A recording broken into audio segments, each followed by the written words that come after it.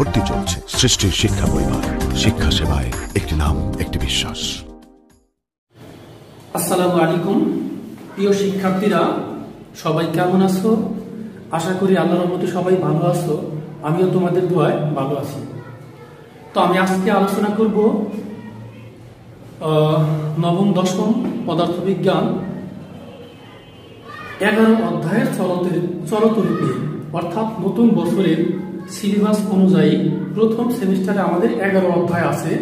এজন্য আমাকে নতুনভাবে 11 অধ্যায়ে আবার ক্লাস শুরু করতে হবে। তো সবাই দেখতে থাকো। আমি এই 11 অধ্যায়ে যে টপিকস, তড়িৎ প্রবাহ, মেইন ইম্পর্টেন্ট একটা কোশ্চেন, তড়িৎ প্রবাহ। এই তড়িৎ প্রবাহ কাকে বলে? তাহলে আমি সংজ্ঞাটা দেখো লিখেছি, কোন পরিবাহীর যে কোনো বস্তুছেদের মধ্য দিয়ে একক সময়ে যে পরিমাণ আধান প্রবাহিত হয় তাকে তড়িৎ প্রবাহ বলে।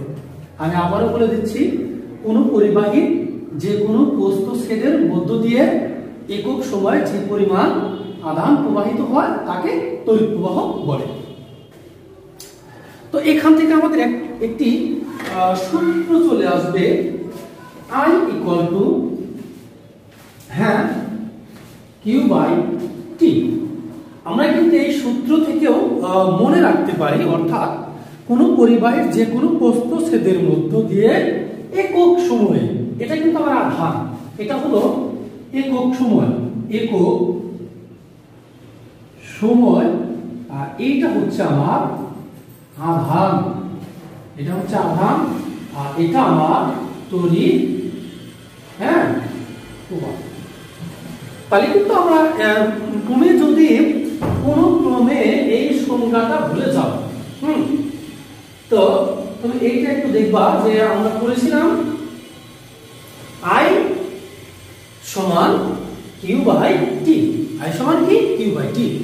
তো আইটা হচ্ছে আমার তড়িৎ প্রবাহ, আইটা হচ্ছে কি তড়িৎ প্রবাহ, আর কিউটা হচ্ছে আধান, এটা হচ্ছে সময়।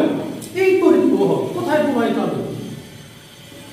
একটা তো পরিবাহী তার লাগবে, পরিবাহী তার ছাড়া তড়িৎ প্রবাহ কেমনে প্রবাহিত হবে? এজন্য বলছেন কোন পরিবাহী যে কোনো প্রস্থচ্ছেদে, যে কোনো প্রস্থচ্ছেদ হতে পারে, তারের যে কোনো প্রস্থচ্ছেদ হতে পারে, এজন্য প্রস্থচ্ছেদটা উল্লেখ করতে হবে।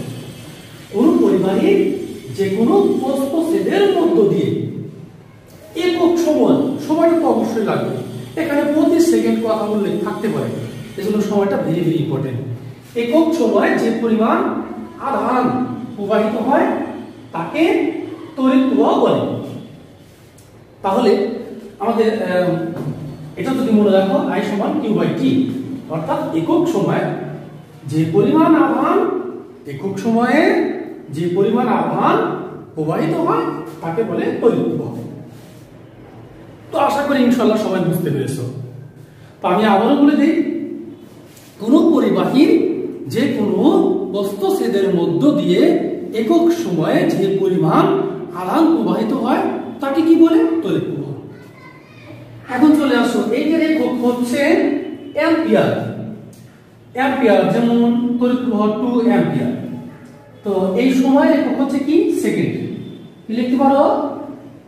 সেকেন্ড। আর আধানের একক কি আমার? কুলম্ব। আধানের একক কুলম্ব। তাহলে আমার তিনটা একক পেলাম। এখন আমি যদি মনে করি যে এই যে এখানে আধান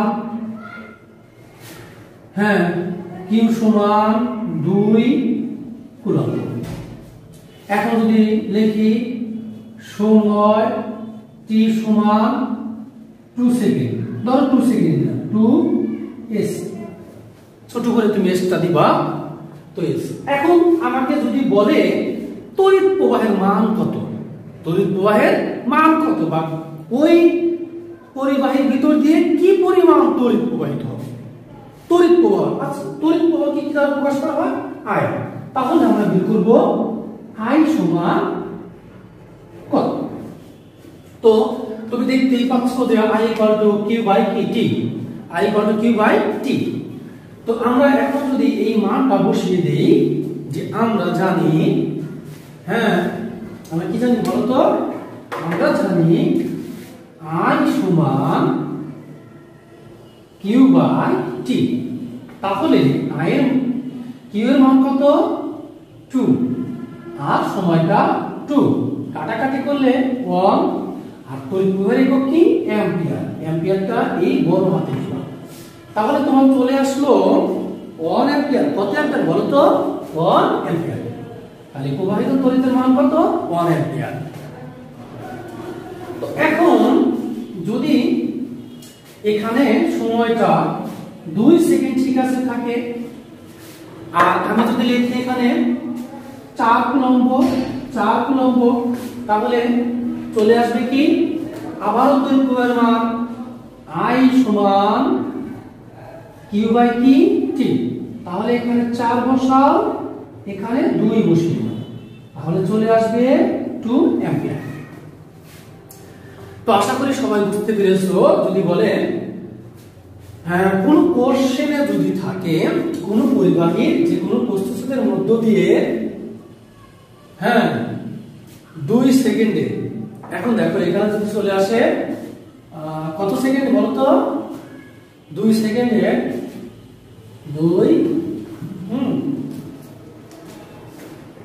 2 সেকেন্ডে, ঠিক আছে, 2 সেকেন্ডে 4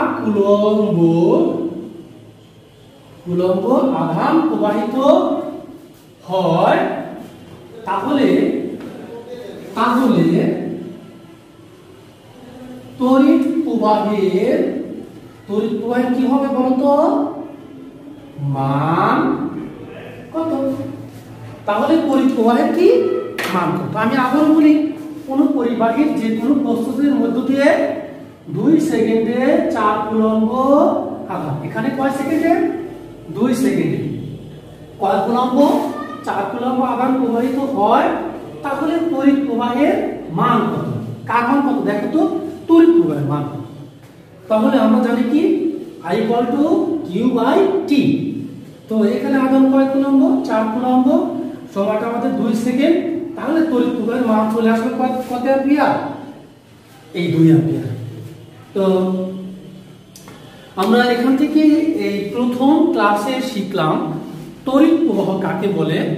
আমাদের কিন্তু মনে থাকবে তড়িৎ প্রবাহ কাকে বলে, কোন পরিবাহীর যে কোনো বস্তু ছেদের মধ্য দিয়ে একক সময়ে যে পরিমাণ আধান প্রবাহিত হয় তাকে তড়িৎ প্রবাহ বলে। এখন ম্যাথমেটিক্যাল টার্ম আমরা এভাবে যদি কোনো কোশ্চেন দেওয়া থাকে তাহলে সলভটা এভাবে করে নিব। তো আমি এই একটার সাথে এই একটা সূত্র আজকে দেখালাম। তো তড়িৎ প্রবাহের এই যে I = Q বাই T এটা আমরা মনে রাখবো। আরো অনেকগুলা সূত্র আছে, যদি আমি সবগুলো সূত্র একেবারে প্রথমে লিখে দেই, তোমাদের মুখস্থ করলা, কিন্তু কোশ্চেন করার ক্ষেত্রে একটু খটকা লাগতে পারে কোনটা কোন ক্ষেত্রে ইউজ করব। এজন্য আমি একটা আগে দেখানোর চেষ্টা করব। তো তোমরা দেখতেই পাচ্ছ যে প্রথমে আমরা তড়িৎ প্রবাহের সংজ্ঞা শিখলাম, তারপরে তড়িৎ প্রবাহের মান বের করা শিখলাম, তো এখন এটা চেঞ্জ করে আমাদের কিন্তু আধানের পরিমাণ, এই আধানের পরিমাণও চাইতে পারতো। আধানের পরিমাণ কি চাইতে পারতো, আমরা আধানের পরিমাণটাও বের করতে পারতাম। ধরো এখানে 2 অ্যাম্পিয়ার তড়িৎ প্রবাহিত হয়, আমি 2 অ্যাম্পিয়ার তড়িৎ প্রবাহ দিলাম। তো আমি আধানটা উল্লেখ করলাম না, আধানটা চাইলাম, কি চাইলাম আধান চাইলাম। তো আধান কত, তো আধানটা বের করা আমরা কিন্তু সহজে, আমরা জানি I = Q বাই কি T। তো এটা থাক এখানে I = কি Q বাই T লিখলাম, I = Q বাই T। তো আমরা এটার সাথে এটা গুণ করে দিব, সুতরাং কি লিখতে পারি Q = কি IT। দেখো এটা লেখা যায় Q = কি IT, অর্থাৎ এটার সাথে এটা গুণ, এটা Q = IT। তো Q এর মান I এর মান বসিয়ে দেই 2 আর সময়টা 2, দেখো 4। আমরা জানি এই আধানের একক কি কুলম্ব, তাহলে এখানে দিলাম 4 কুলম্ব, 4 কুলম্ব। তো আধানের মানটাও কিন্তু চাইতে পারে। ঠিক আছে, তুমি একটা একটা ধরে ধরে যদি ভালো করে শেখো তাহলে তোমার ভালো মনে থাকবে।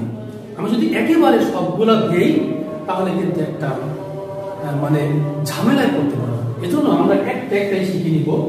যে আধানের পরিমাণ বের করতে বললেও আমরা পারবো, যদি সময়ের পরিমাণটা চাওয়া হতো তাও কিন্তু আমরা পারতাম। তো আশা করি ইনশাআল্লাহ সবাই বুঝতে পেরেছো যে আসলে আমাদের নতুন বছরের 10ম শ্রেণীর জন্য প্রথম সেমিস্টারের নতুন একটা অধ্যায় আমরা ধরলাম, সেটা হলো একাদশ অধ্যায় চল তড়িৎ নিয়ে।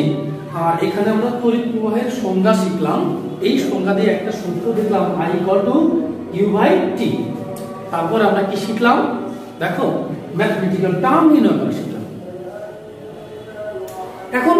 এখন কিন্তু তোমাকে এটাও কোশ্চেনে যদি চাই, আর একটা বিষয় আমরা দেখব যে যদি বলে এই যে 2 অ্যাম্পিয়ার কাকে বলে, 2 অ্যাম্পিয়ার কাকে বলে, এটা কিন্তু কোশ্চেনে চাইতে পারবে। 2 অ্যাম্পিয়ার কি কাকে বলে, কোশ্চেন 2 অ্যাম্পিয়ার কাকে বলে।